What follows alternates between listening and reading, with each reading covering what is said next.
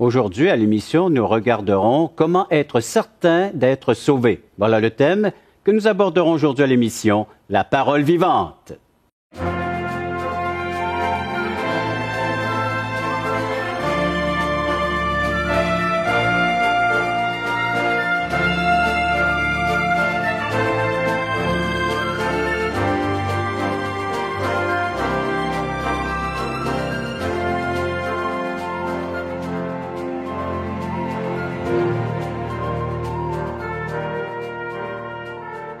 Mesdames, Messieurs, bonjour, bienvenue à l'émission La Parole Vivante. Ici Régent Joly.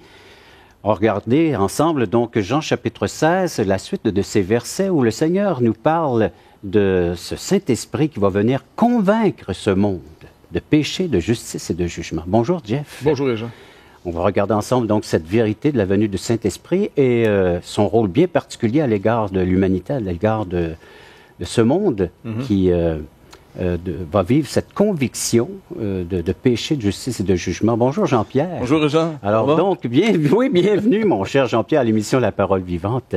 Toujours sourire aux lèvres et puis t'es prêt toi là? Ben moi, avec toi Régent, je suis toujours de bonne humeur. Merci Jean-Pierre. On va regarder tout d'abord le texte, je vais vous en faire la lecture. Oui. Quelques versets seulement aujourd'hui. Donc, si vous avez un exemplaire de l'Évangile de Jean, chapitre 16, à partir du verset 8, c'est là qu'on commence notre lecture. « Et quand il sera venu, en parlant du Saint-Esprit, il convaincra le monde en ce qui concerne le péché, la justice et le jugement, en ce qui concerne le péché parce qu'il ne croit pas en moi, la justice parce que je vais au Père et que vous ne me verrez plus, le jugement parce que le prince de ce monde est déjà jugé. » Voilà un des aspects du ministère de l'Esprit Saint. En fonction finalement du monde. Oui. Là, ici, parce que la question c'était comment je peux savoir si je suis sauvé. Mais avant de savoir si on est sauvé, est-ce qu'on sait qu'on est perdu? Et c'est le Saint-Esprit qui va montrer au monde d'abord son problème avant d'amener la solution. Parce que nous, on cherche des solutions à nos problèmes, mais nos problèmes ne sont peut-être pas le problème. Et ça, il faut remettre les choses en... Mon beau-père avait déjà finalement eu mal aux jambes, tu sais. Il avait juste mal à une jambe, mais une douleur qui restait. Puis un jour, il est descendu à Montréal, il est en Gaspésie. Et le médecin, finalement, il lui examine la jambe, fait des tests, tout ça, tu sais. Puis il vient le revoir, puis il dit, écoutez, monsieur dit, pour votre jambe, bonne nouvelle, il n'y a aucun problème, tu sais. Ça va passer, c'est simplement telle douleur. Par contre, on a trouvé un problème. Vous avez un cancer, vous avez une leucémie violente. Fait que souvent, les besoins qu'on a peuvent être ce qui nous pousse vers le Seigneur. Puis c'est pas mauvais parce que ça nous rend conscient que j'ai besoin de ci, j'ai besoin de ça, puis c'est bien. Par contre, le Saint-Esprit va nous montrer le besoin. Mais pour montrer le besoin, il faut vraiment qu'il nous dise, écoutez, il faut que je te dise la vérité. Et puis, il va commencer son ministère par 3 choses, comme tu l'as lu, là. Oui. Qu'est-ce que le péché? Parce qu'il va faire la démonstration en montrant, voici, regardez, vous avez péché. Voici votre justice, qu'est-ce qu'elle donne? Et voici maintenant le jugement, ce qu'il donne. Et puis, ça va être là-dessus, je pense qu'on va travailler. Et aussi, si ça prend le Saint-Esprit pour arriver à nous convaincre qu'on est pécheur, comme ça le dit ici, c'est que c'est pas évident, hein, naturellement, pour tous les hommes. On essaie toujours de... Tu sais, aujourd'hui, on trouve un terme... mettons, le vol. La Bible dit « tu ne voleras pas », c'est un des 10 commandements. Mais aujourd'hui, on dit, un voleur, c'est un kleptomane. C'est quelqu'un qui a une tendance maladive. C'est une maladie, finalement. Alors, on doit soigner la personne. Donc, ça n'a aucun rapport ici avec quelque chose qui me mettrait en mauvais terme avec Dieu. C'est juste que, regarde, c'est pas de ma faute. Tu pognes une grippe, c'est pas de ta faute. Là, t'es malade, c'est pas pareil. Mais si... Alors, dans notre société, on essaie... Alors, on peut pas arriver à mettre le point, justement, le doigt sur ce qui fait mal et appeler les choses comme Dieu les appelle, parce qu'on a tellement de moyens détournés d'appeler les choses aujourd'hui, puis de ne pas accepter le verdict. Donc, ça prend vraiment l'œuvre de Dieu pour venir nous convaincre. Et je pense que cette conviction, elle se fait aussi au niveau personnel, hein, dans le sens que chacun de nous, on est différent, Dieu nous connaît, et Dieu va travailler dans nos vies pour nous mettre face à nous-mêmes, parce que notre problème, c'est nous. Oui, et beaucoup plus profond qu'on peut penser. Parce que, encore une fois, on voit que le diagnostic, c'est le médecin de l'âme qui parle ici. Hein. Il va le dire aux personnes qui ont leur propre justice. Je ne suis pas venu pour appeler à la repentance des justes, mais des malades. Et ce qui est intéressant aussi lorsqu'il dit, il convaincra le monde en ce qui concerne le péché. Il ne dit pas les péchés, le péché. Oui, ici, c'est bien singulier. Hein, le péché. C'est une notion, le péché. C'est quoi le péché? C'est intéressant de savoir qu'est-ce que c'est, parce que c'est ça que le Saint-Esprit va mettre en lumière dans nos vies. Et pour que tout le monde soit concerné face à ce péché, parce qu'ici, on voit qu'il va convaincre le monde de ce péché. Donc, c'est plus que des péchés personnels ou des tendances, soit avoir certains problèmes que moi, j'ai pas, puis moi, j'ai des problèmes que toi, tu n'aurais pas. Toi, tu n'as pas de problème, jamais, remarque. Mais... Je révèle pas aussi ma vie intime. Mais finalement, là, on va voir finalement qu'il va toucher un point où tout le monde se retrouve là-dedans. Toute personne, sans exception, même les apôtres vont se retrouver là-dedans. Oui. Et puis même dans le propre contexte ici, et puis, c'est ça, il va nous montrer de quoi il va nous délivrer. Non, mais je pense qu'il faut voir le problème ici, le péché, et non pas les fautes ou les si. Oui, parce qu'il y a une distinction dans la Bible. Puis, pas seulement ici, à d'autres reprises aussi, on va parler du péché et des péchés. Les péchés, on a des listes qui énumèrent bien ce que c'est que le péché. Les gens peuvent se retrouver dans cette liste, que ce soit le mensonge, que ce soit la haine, que ce soit tuer, voler, et puis même avoir des idoles autres que Dieu à adorer. Et on voit cette liste, les 10 commandements, comme tu t'es référé, Jean-Pierre, fait partie de cette liste où on voit la loi, les 10 commandements, et comment on a enfreint cette loi. Mais ici, c'est le péché. Donc, restez à l'écoute parce qu'après la pause, on va décrire davantage ce qu'est ce péché qui nous concerne tous. Souvent, c'est pas l'information qui est dure à saisir. C'est que si je reste trop campé dans une manière de comprendre une chose, si on m'annonce ça différemment, je trouve ça compliqué parce que j'essaie de faire rentrer ça dans la première information.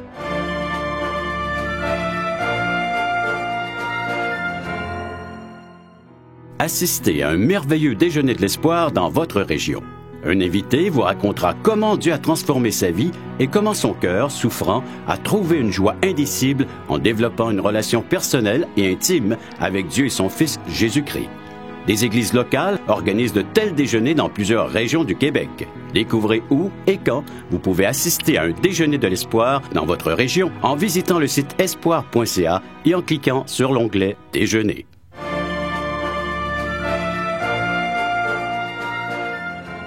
Regardons ensemble le péché qui nous concerne tous. On n'a qu'à revenir au texte parce qu'il nous est ici vraiment dépeint, ce péché. Il nous est décrit même dans le contexte du sermon de Jésus ou de son partage d'enseignement avec ses disciples. Bien, le Seigneur donne ici déjà la définition du péché. Il dit, en ce qui concerne le péché, parce qu'il ne croit pas en moi. Et puis ça, c'est le péché, au fond, on est tous pris dans ce péché-là, c'est le doute en ce qui concerne Dieu. C'est comme ça que ça a été dit par rapport à l'histoire du jardin. On a douté que Dieu disait vrai à propos de l'arbre de la connaissance du bien et du mal. Et tout le long de nos Bibles, c'est toujours le même péché. L'incrédulité. L'incrédulité, vous ne croyez pas quand je vous parle. Et puis le contexte est intéressant parce que même les apôtres ici, qui aiment Jésus, qui l'ont connu, ils font confiance, même eux, il semble y avoir quelque chose qui les empêche de comprendre parce qu'ils croient autre chose. Souvent, c'est pas l'information qui est dure à saisir. C'est que si je reste trop campé dans une manière de comprendre une chose, si on m'annonce ça différemment, je trouve ça compliqué parce que j'essaie de faire rentrer ça dans la première information. Notre grille de pensée. C'est ça. Tandis qu'ici, le Seigneur dit, écoutez, je sais que vous avez vu une foule qui m'acclame. Je le sais que tout semble aller dans la bonne direction. Le dernier miracle qu'il a fait, il a ressuscité Lazare. C'est quand même pas n'importe quoi. Alors, tout baigne dans l'huile. Oui, puis contrairement à même les libéraux aujourd'hui, quand je parle de libéraux, je parle de la politique, là. Mais il y a des théologiens aujourd'hui qui pensent que les apôtres étaient un petit peu des illuminés, là, dans le mauvais sens du mot, et puis qui ont un petit peu exagéré les affaires. Ça va? En d'autres mots, j'ai même entendu un matin en venant à la station, à une certaine émission religieuse, la personne disait, non, Jésus n'a jamais ressuscité personne. Ni les apôtres, ni personne. Ils ont juste ramené quelqu'un du coma. Ben, j'avais le goût de... Ben là, je ne vais pas l'appeler rien, cette madame-là, là, mais... Écoute, j'avais tellement le feu en disant, ça n'a pas de sens de dire des niaiseries pareilles. T'avais hâte d'arriver ici puis en parler au micro. Ouais, sortir le méchant. Non, mais dans le sens que le dernier miracle que Jésus fait, en sachant très bien qu'on pourrait dire des stupidités pareilles, c'est finalement, il attend que Lazare soit bien mort, en décomposition. Fait que déjà, quand tu commences à sentir la décomposition, t'es mort. T'es plus dans le coma depuis un petit bout, là. Exactement, tu sais. Donc, il va ressusciter Lazare. Donc, il le ramenait à la vie.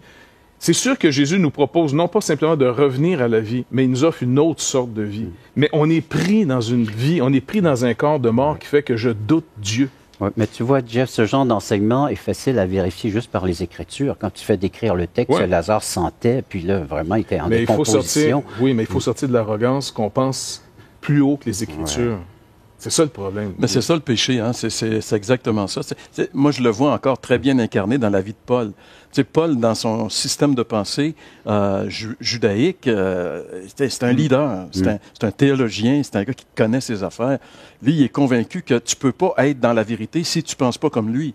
Alors, quand il faut que Jésus le heurte violemment, et c'est ce qui arrive sur le chemin de Damas, et qu'est-ce qu'il va dire? Qui es-tu, Seigneur? Je suis Jésus que tu peux. Là, regarde, je veux dire, il vient de s'écrouler parce que son péché, c'était que lui, il était certain de la vérité dans sa religion. Et sa religion l'amène justement à rejeter le péché en ce qui concerne ceux qui ne croient pas en moi. Le péché, c'est de ne pas croire en moi. Paul ne croyait pas en Jésus. C'était ça son péché. Mais c'était pas un gars immoral, c'était pas un gars... Non, au contraire, c'était la moralité de l'époque. Alors, des fois, l'idée qu'on se fait du pécheur est un peu différente. Oui. Mais le péché, c'est tout ce qui est bâti dans nos vies sans Christ, et ce sur quoi on s'appuie pour penser que finalement... le jour où je vais comparaître devant Dieu, si Dieu existe, je devrais être pas si pire finalement, parce que si je me compare aux autres, je suis dans la moyenne. Tu sais. Alors, ça, c'est ça le péché. Une vie où Christ est exclu, où Jésus n'est pas dedans. Et Paul, je veux dire, à partir de ce moment-là, Christ va prendre une place centrale dans sa vie. Le péché va être réglé dans sa vie. Parce que tu ne peux pas lutter quand tu es devant le Seigneur. Il te serait dur de réchapper contre les aiguilles. Oui. Et puis l'exemple que tu donnes est bon parce que on voit ici, Jésus donnait juste une explication un peu plus tôt dans le texte, là, au verset 3. Ils agiront ainsi, tu parles de Saul de Tarse, qui était un pharisien, un homme religieux de son époque de la Bible. Oh oui. Croire dans ce Dieu. Lui, il était convaincu, croyait en Dieu. S'il y avait une bonne religion, il était dedans parce qu'elle venait de Dieu. Exactement. Et Jésus dit, ils agiront ainsi parce qu'ils n'ont connu ni le Père ni moi. Donc Jésus est en train de nous dire, la connaissance que vous avez de moi, c'est celle que vous avez de Dieu en réalité. Si vous pensez que je ne suis pas celui qui doit être, alors vous ne croyez pas dans le Dieu que vous pensez croire. Là, ça s'adresse aux religieux. De la même manière que si on dit, non, Jésus, c'était juste un bon enseignant parce que je pense pas qu'il y a de Dieu, où il n'y a rien qu'une force, tu sais, c'est un peu le Star Wars, là. Mais il est en train de dire, non. Si vous ne savez pas qui je suis, vous allez continuer à mourir dans le péché, dans ce doute, cette séparation d'avec moi. Vous ne me connaissez pas. Et ça, c'est assez violent ici. Donc, personne ne peut échapper à ça. Voilà pourquoi que ça concerne tout être humain. Oui. Et l'Esprit Saint est venu pour convaincre le monde de ce péché. Exactement. Donc, il n'est pas venu dire, vous ne croyez pas en Dieu. Il dit, vous ne croyez pas comme il faut croire dans ce Dieu. Vous avez aucune connaissance véritable de lui. Je suis venu vous le montrer et vous ne croyez toujours pas. Il dit, croyez, ou du moins à cause des miracles.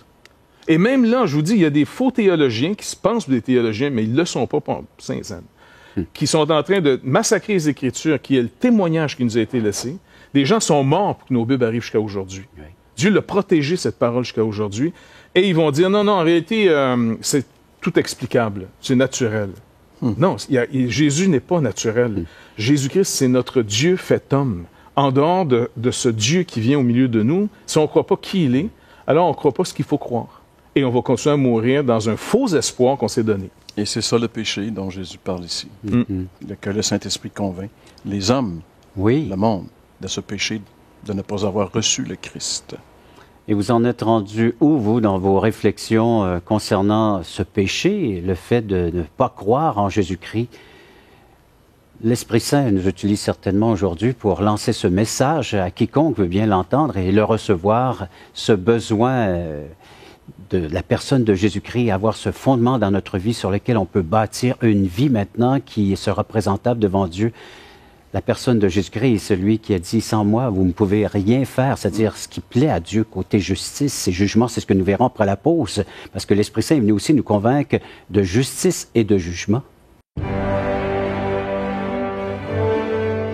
Le mal n'a pas d'autonomie. Le mal ne vient pas de Dieu, mais le mal n'a pas d'autonomie. Et donc, le Seigneur peut avoir un dernier mot sur le mal, afin que le mal que les hommes veulent faire soit orienté pour le bien que Dieu veut faire.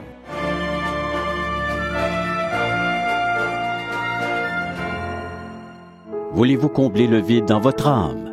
Avez-vous soif d'une sérénité intérieure? La souffrance de votre cœur vous lasse-t-elle? Appelez dès maintenant pour recevoir gratuitement un évangile de Jean pour connaître l'amour de Dieu, un Nouveau Testament pour trouver des réponses à plusieurs de vos questions, le livre Destination finale pour comprendre la nécessité du salut et finalement la Bible et le salut qui nous explique comment recevoir Jésus. Contactez-nous à espoir.ca ou composez 1-877 l'Espoir.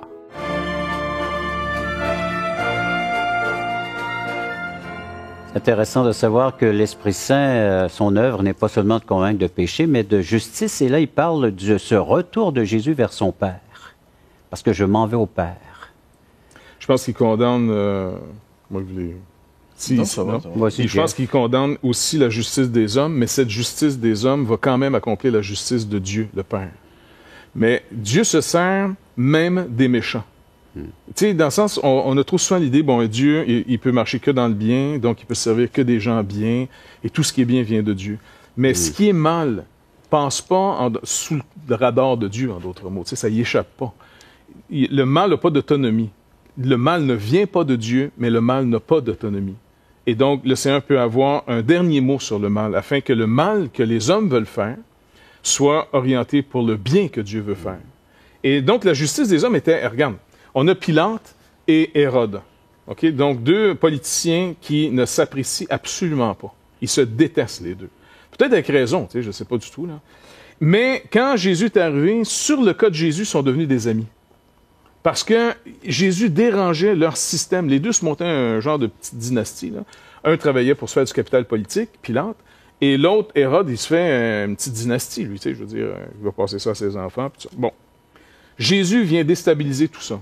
Et le seul que Jésus reconnaît, c'est intéressant, c'est pas Hérode, c'est Pilate. Parce qu'à Hérode, il répond même pas à ces questions.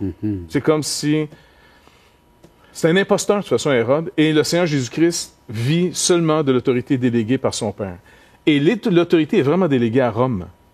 Rome est vraiment en contrôle du monde à cette époque-là. Israël est sous discipline. Et donc, il répond à Pilate quand Pilate lui parle. Et il va répondre au souverain sacrificateur, même s'il est pourri. Le souverain sacrificateur de l'époque était pourri. Donc, on a toutes sortes d'autorités. La structure, le système en place, là, est maintenu par des gens mauvais. Des gens qui sont simplement en train de garder leurs propres intérêts. Peut-être le gars le plus droit de l'histoire, c'est même pas un juif, c'est Pilate l'Italien. Tu vois? Parce que finalement, lui, il réalise que ce gars-là est complètement innocent. Là. C'est par jalousie que ses compatriotes sont en train de le livrer. Il va même essayer de tout faire pour le sortir de là. Et en plus, sa femme avait eu un songe à Pilate, en disant, écoute, j'ai été tourmenté dans un songe par rapport à ce juste, et rien à voir avec ça. Là, le gars est devenu nerveux. Et surtout quand il dit, mais t'es qui? Puis que l'autre, finalement, il rappelle que son royaume ne vient pas de ce monde. Hey, là, il était là. Il filait-tu mal, le gars? Pas à peu près. Donc, mais il va pas être intègre. C'est pour ça qu'il a voulu s'en débarrasser. Hein? Il l'envoyait à Hérode. Oui. Lui, il voulait passer le problème. Mais Jésus, c'est un problème dans sa vie. Et ça, c'est quand on parlait de pierre d'achoppement. Oui, voilà. Jésus, c'est ou bien une solution, patate chaude, comme on dit aujourd'hui. Ou bien une solution, ou bien un problème. Mais d'abord, il se présente comme un problème parce qu'il se présente comme celui qui condamne notre vie. Tu sais, l'apôtre Paul, on parlait de lui, le bel exemple du péché, le gars qui bâtit sa propre justice et qui est affronté à Jésus. Mais l'apôtre Paul, lorsqu'il va développer cette pensée-là dans l'Épître aux Romains, tu sais, lorsqu'il dit « nous sommes morts avec Christ », nous sommes morts au péché, il parle du péché. En fait, il parle de lui, il l'identifie, le personnifie, il dit on est mort avec Christ sur la croix. Tu sais, le problème, la solution, c'est la mort, finalement. Il n'y a rien à faire avec nous. Tu sais, je veux dire, Dieu va nous faire ressusciter pour... C'est ça, la nouvelle naissance. Là, je ne veux pas m'en aller trop loin, mais ça prend la justice, parce qu'on doit être justifié. Okay? Et là, on arrive justement, la justice des hommes, elle est aussi mise en lumière. Comment elle est injuste? Tu sais, aujourd'hui, on a des commissions qui essaye de faire la lumière sur les comportements peut-être douteux de certains personnages. Mais en réalité, le Saint-Esprit met la lumière sur tous les hommes, puis il dit, regarde, on est tous douteux. Tous. Il faut l'accepter à un moment donné, c'est pas évident. Si on veut changer, alors là, Dieu dit, oui, j'ouvre la porte et je vais te changer, je vais te donner ma justice. Et je vais te convaincre que ta justice n'est pas correcte, puis je vais te donner la mienne. Ça, c'est la justice imputée. Hein? C'est pour ça que Paul... Et là, Jésus, il parle, il dit, la justice parce que je m'en vais au Père. Moi, je pense que Paul, il le développe aussi en Romains 4 lorsqu'il dit que c'est la résurrection de Christ qui nous justifie. On est justifié par sa résurrection. En réalité, c'est le sceau de l'œuvre. Oui, exactement. Mais on voit qu'un fait assez intéressant, c'est que l'éclairage ou les spots sont sur Jésus qui va être au centre même de toute justice humaine, que ce soit Hérode, Pilate et même le Sanhédrin, parce que le Sanhédrin représente la justice chez les Juifs, ce qui devait faire régner la justice. Et tout cela s'est concentré là sur la personne de Jésus, le juste, et même appelé le juste juge dans les Saintes Écritures, et pour démontrer et manifester encore comment est-ce que la justice de l'homme n'est pas juste. Oui, c'est vrai. C'est le système s'écroule au complet, puis même, c'est comme ça qu'on va mieux comprendre aussi en disant, et parce que de jugement, pourquoi il doit y avoir maintenant un jugement sur le monde, on va être convaincu de tout ça, parce que le prince de ce monde est jugé. Donc tout ce système qui est à l'origine, en dehors des hommes, va être condamné aussi. Et si on veut rester sans Christ, alors on reste, c'est comme si on reste dans un pays qui reste ouvertement en guerre contre Dieu. Si vous n'êtes pas pour moi, vous êtes contre moi. C'est aussi radical. C'est pour ça que la troisième chose que le Saint-Esprit convainc, c'est justement le jugement. Oui, c'est ce que nous verrons après la pause. Mais juste avant, j'aimerais préciser à nos téléspectateurs que vous pouvez nous rejoindre et en composant le numéro de téléphone 1-877-L'Espoir, 1-877-537-7647 ou en visitant nos sites espoir.ca et toutchrétien.com. Et de là, vous pouvez nous faire parvenir des courriels, des emails, comme on le dit dans d'autres pays en dehors du Canada. Donc, service gratuit, à vous d'en profiter. Après la pause, on va justement regarder cette troisième conviction venant de l'Esprit Saint, le jugement. Finalement, les gens aiment bien entendre parler de Dieu tant qu'on ne parle pas d'un Dieu à qui on doit rendre compte et qui va juger les actions des hommes. Là-dessus, tout le monde devient nerveux.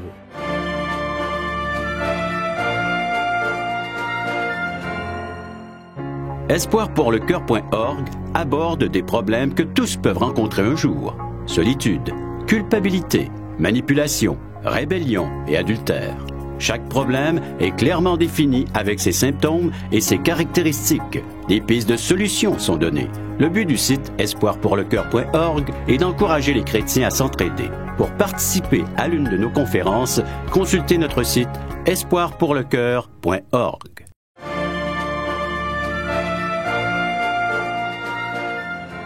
Il ne peut y avoir de véritable justice sans jugement. Et voilà un autre aspect, l'Esprit Saint qui va venir convaincre ce monde de jugement. Un jugement sur le prince de ce monde parce qu'on a beau avoir tout fait dans notre société pour éliminer finalement ce personnage qu'on appelle le Satan, l'ennemi, mais qui est personnifié vraiment comme un être qui existe pour vrai. C'est pas juste une personnification du mal en général comme un concept. Parce que Jésus nous dit, il le confronte, il le juge. Mais il juge celui qui produit un système de pensée contre Dieu. Dans la parole, au début, dans la Genèse, il est dit que quand on a mangé l'arbre de la connaissance du bien et du mal, ce qu'on ne devait pas faire, parce qu'on a douté que Dieu nous disait la vérité et on a cru le mensonge, cette connaissance-là, qui n'était pas une information de plus, elle a fait de nous des êtres qui étaient honteux de ce qu'ils étaient. Auparavant, on vivait de ce que Dieu avait dit qu'on était. C'était très bon, ce qu'on était. Maintenant, on a honte de ce qu'on est. Et quand Dieu, finalement, rencontre l'homme, il lui pose juste une question par rapport à cette honte, cette peur qu'il a. Qui t'a appris que tu es nu? Et c'est ce prince-ci qui va être jeté dehors maintenant. Et puis, comme tu rappelais aussi, durant la pause, on se parlait ensemble. Oui. Finalement, les gens aiment bien entendre parler de Dieu tant qu'on ne parle pas d'un Dieu à qui on doit rendre compte et qui va juger les actions des hommes. Là-dessus, tout le monde devient nerveux. Oui, peut-être que c'est une des raisons peut-être inconscientes, l'inconscient collectif, là, qui a fait que l'athéisme est venu s'installer, puis qu'on a essayé de trouver des formules pour éliminer Dieu du programme de l'humanité. Tu sais, créer un monde sans Dieu, donc théorie de l'évolution, le hasard a créé les choses, et finalement, il n'y a pas de Dieu, on vit dans un monde athéiste, on a éliminé Dieu, on est bien, on est libre. La raison peut-être de ça, c'est que si vraiment il existe Dieu, ça veut dire que peut-être un jour j'aurai à le rencontrer. Puis ça m'intéresse pas du tout. Tu sais, dans le livre des Actes, quand Paul est enfermé, emprisonné à Césarée, tu sais, on est allé dans notre voyage en Israël à Césarée. Paul a été là, dans la prison. Et puis, pendant qu'il était là, les hommes venaient l'entendre parce que c'était un prédicateur intéressant à écouter. Et il y a ici Félix et sa femme Drusille, qui étaient des notables, probablement parents avec Hérode, des nièces, qui étaient juives, fit appeler Paul. Il l'écouta parler de la foi en Christ. Mais lorsque Paul discuta de la justice, de la maîtrise de soi et du jugement, Félix fut effrayé. Il dit, tu reviendras une autre fois, je vais t'écouter. Donc, ces éléments-là le remettaient et justement, si on parle de jugement, s'il y a un Dieu et qu'il y a un jugement, Félix y est dans l'eau bouillante, tu sais, et on l'est tous jusqu'à un certain point. Donc, c'est un élément, mais le Saint-Esprit, son ministère, c'est de convaincre de jugement. C'est de démontrer que oui, Dieu est juste. Et si un homme en ébriété tue ta fille ou tes petits-enfants, Jeff, tu vas être très heureux qu'à un moment donné, on le traîne en justice puis qu'il y ait une condamnation là-dessus, parce que, je veux dire, il y a un acte incroyable qui a été posé ici. Donc, la nature même de ce que nous sommes exige un jugement. Et la bonne nouvelle, c'est qu'on peut éviter ce jugement dernier, ce jugement éternel, ce jugement qui met sur nous une condamnation éternelle, des peines éternelles à purger, par le fait que Jésus-Christ est venu porter ce jugement à notre place. Il a subi ce jugement à notre place. Votre jugement, le Seigneur l'a porté pour vous. Si vous croyez, si vous acceptez la personne et l'œuvre de Jésus-Christ, si vous acceptez que vous êtes un être injuste devant Dieu, vous avez commis cette injustice, des œuvres injustes, bien vous pouvez bénéficier maintenant de ce qu'il vous a tout à fait gratuitement. Le fait d'avoir été jugé à votre place, d'avoir subi votre condamnation et les peines qui méritaient votre injustice. À vous de faire ce choix, à vous de faire ce pas par la foi. Un choix, une décision à prendre maintenant, vous pouvez être sauvé. Et c'est ça le mot sauvé, c'est le fait de dire que je ne passerai plus au jugement dernier. Merci de votre participation. Merci encore une fois, chacun d'entre vous, d'avoir été à l'écoute de cette autre émission de La Parole vivante.